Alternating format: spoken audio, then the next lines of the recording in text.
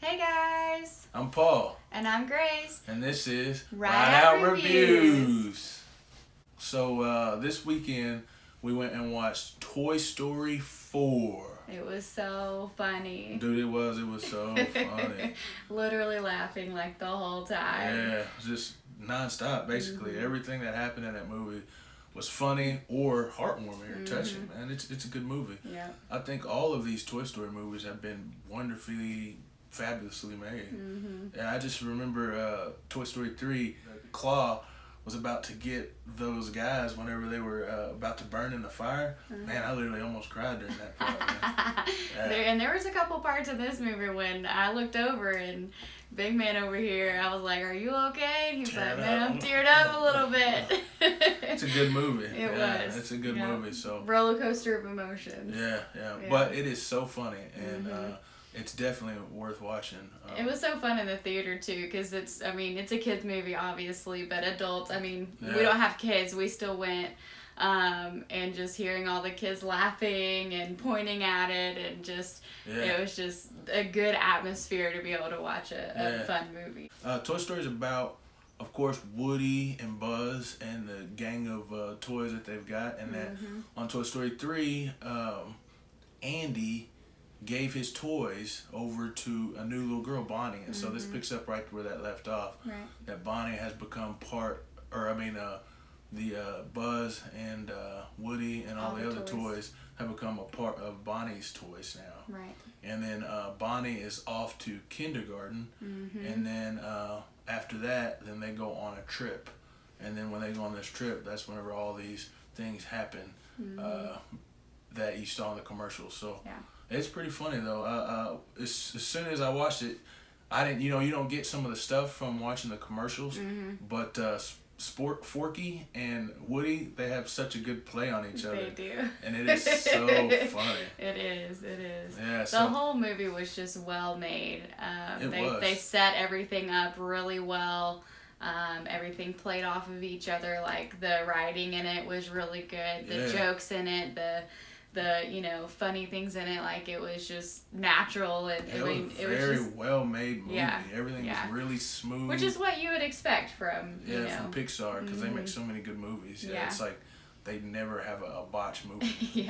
It was really good, really smooth. Everything transitioned so well, and it never gave you a time to just get bored.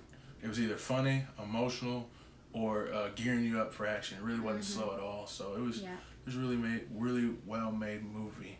Yes, but they do have new characters, and all those characters, man, they actually played really well. I think one of my favorite characters, which we were looking at some of this stuff before we started, but Keanu Reeves is in it, and I didn't realize it was his voice while we were watching it. Something Kaboom is the character's name. Something like Kaboom, and he's from Canada, man. It's so funny. He said, "Yes, Canada." And then Key and Peele are also in it. That's right. Yep. They're, I think it's Bunny and Ducky. Yeah. And they are hilarious. You saw them in some of their previews. Dude, they're so funny. It's so funny. Yeah, they're literally, they start, you seen in the commercials, so this ain't spoiler, they attack the people. The old lady. Yeah, and then Buzz is like, "No. Yeah. We're not doing that. That is not the route we need to take." So expect funny stuff like that the entire time with them guys, man. They are so funny, dude. Yeah, they literally probably the highlight of the movie. Yeah. They stole every scene they were in, man. They were so good. But Buzz, man, he was really good in this movie too. He was, yeah.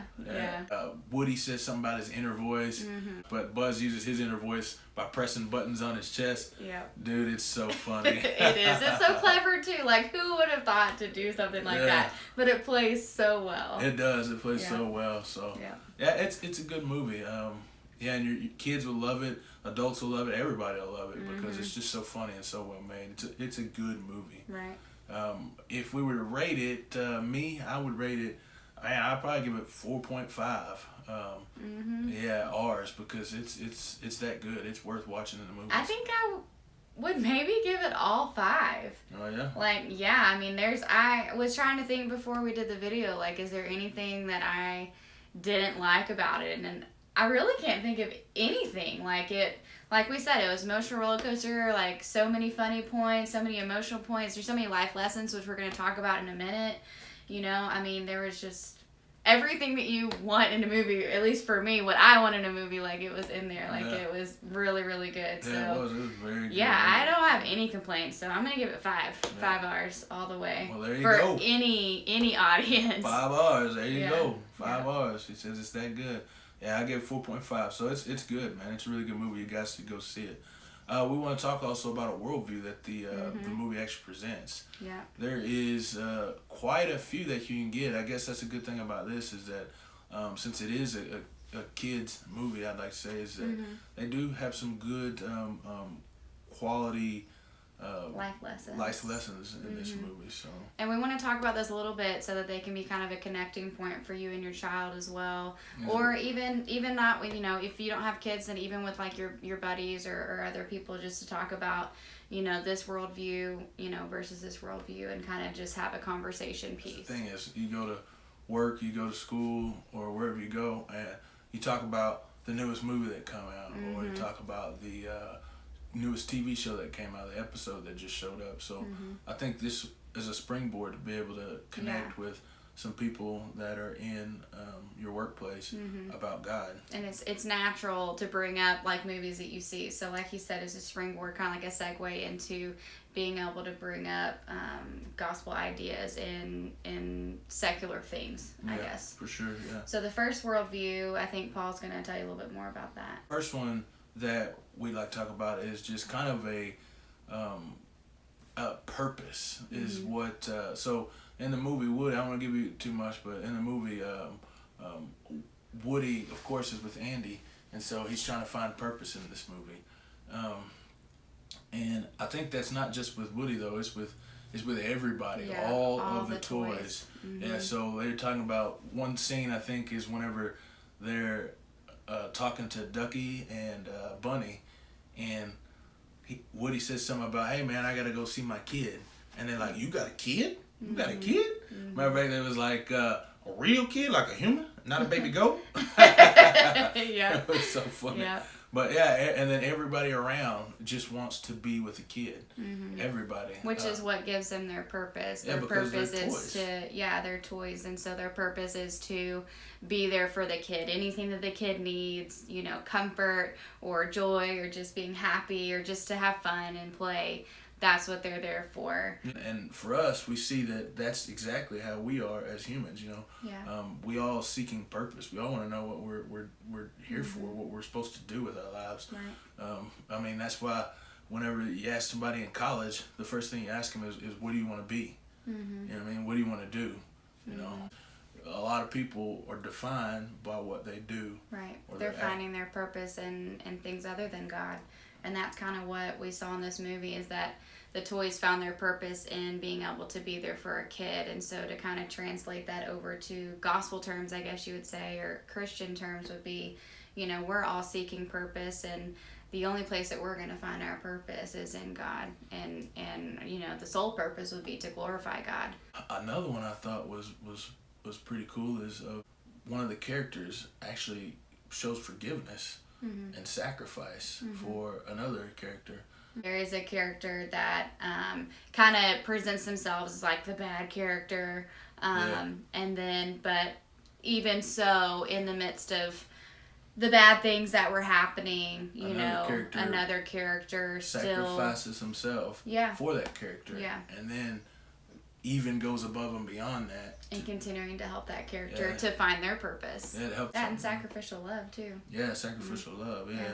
Man, because that's definitely what one character does, is that they give up all they have just to take care of their kid. And that's an amazing sense. It shows, one scene actually says there's nothing more loyal or more honorable than doing that.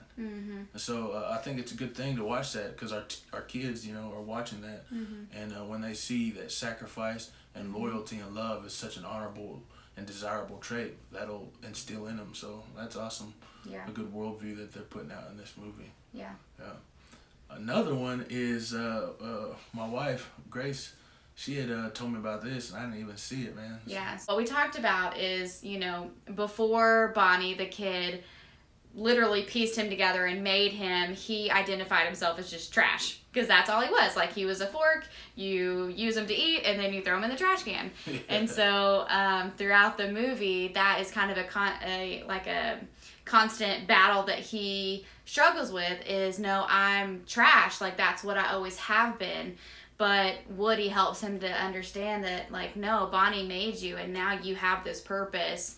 To love and to cherish and to lift up and take care of Bonnie now. Yeah. He's no longer trash, but he's been repurposed by his creator, Bonnie.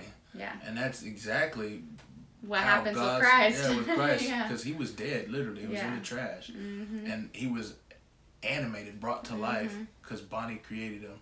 And so in the same way, man, that's us, is that we were trash before, sinful, evil, and that we were far from God. But when God brought us together with him, he lifted us up.